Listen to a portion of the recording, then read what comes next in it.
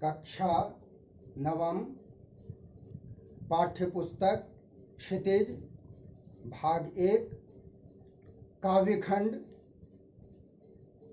कविता साखियाँ व शब्द कवि कबीरदास। मैं मिथिलेश कुमार झा पीजीटी हिंदी। अब आप सबको शब्द मुझको कहाँ खोजे बंदे, मैं तो तेरे पास में, इसकी व्याख्या करने जा रहा हूँ।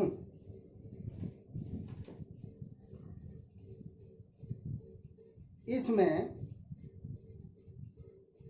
बाह्याडंबर का विरोध तथा अपने भीतर ही ईश्वर की व्याप्ति का संकेत है।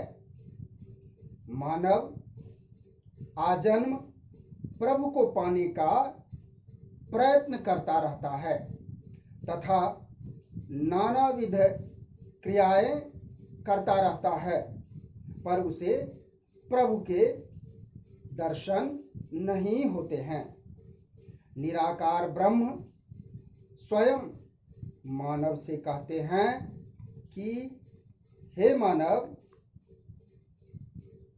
तूने मुझे कहाँ कहाँ खोजा, मैं तो तुम्हारे समीप में ही हूँ।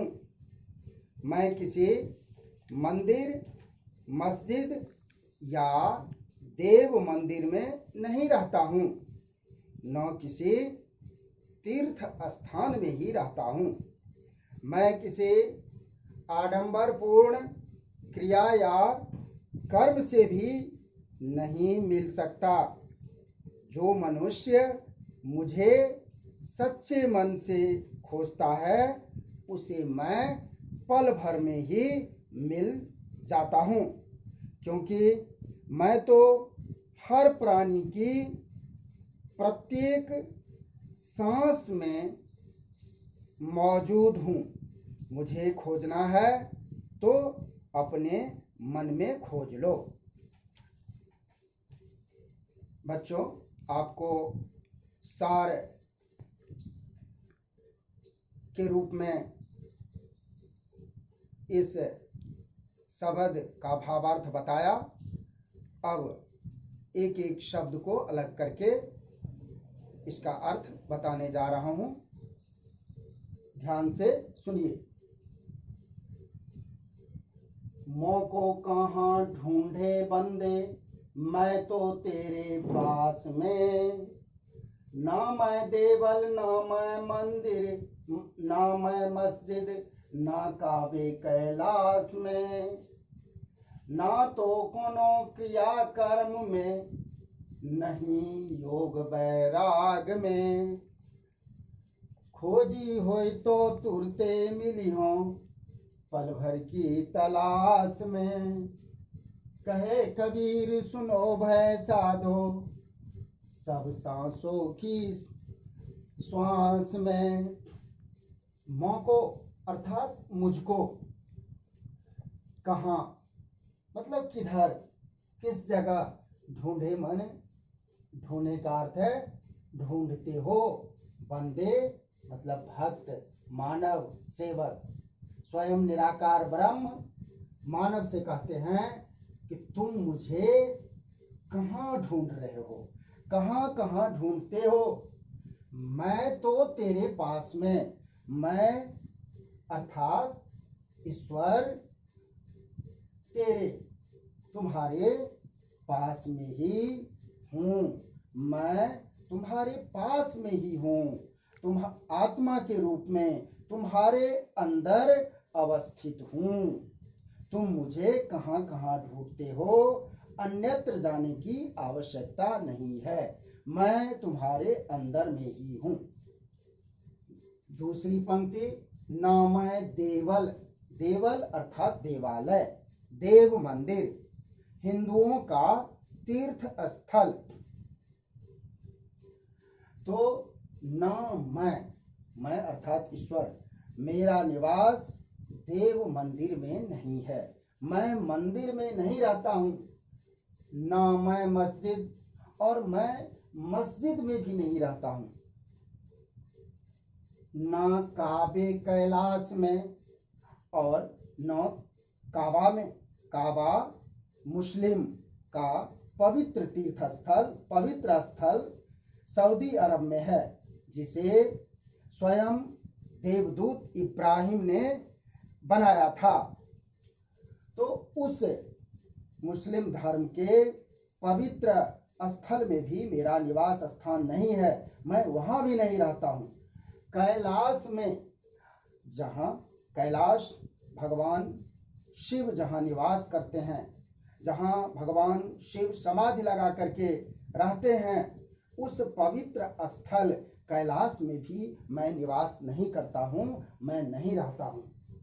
ना तो कौने क्रिया कर्म में, और मैं किसी भी क्रिया जो कि आडंबर से परिपूर्ण, जो दिखावे वाली क्रिया है उसमें, और कर्म में, और किसी कर्म में भी, किसी क्रिया में न तो मैं किसी आडंबर पूर्ण क्रिया में और न ही किसी कर्म में मैं के द्वारा मैं प्राप्त किया जा सकता हूँ, नहीं योग वैराग में, और मैं योग साधना से भी, योग साधना का दिखावा करके भी मैं प्राप्त नहीं किया जा सकता हूँ, और वैराग्य के द्वारा इस संसार को त्याग करके भी, इस संसार को छोड़ करके भी मैं प्राप्त न, अर्थात वैराग्य के द्वारा भी मैं नहीं पाया जा सकता हूँ।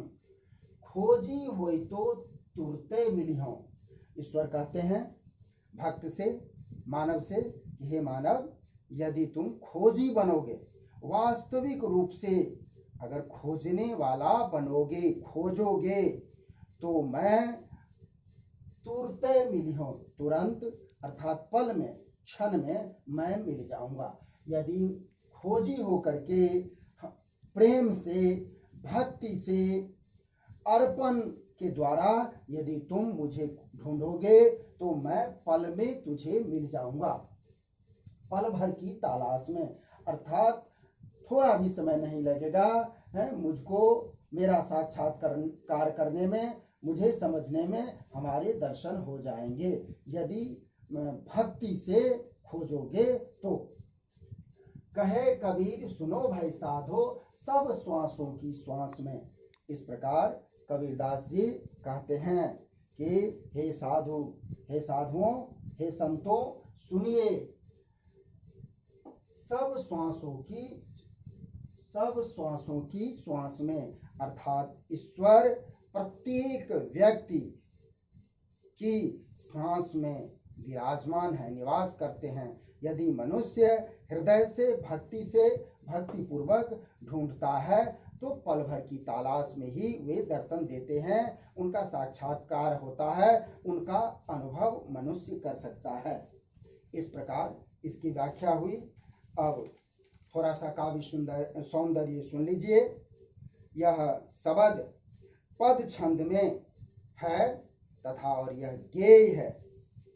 कावे कैलाश कौनो क्रिया कर्म में, तो तुरते मिली हो सब श्वासों की सांस में। इन वाक्यों में, वाक्यांश में अनुप्रास अलंकार हैं, सधुकरी भाषा है। धन्यवाद।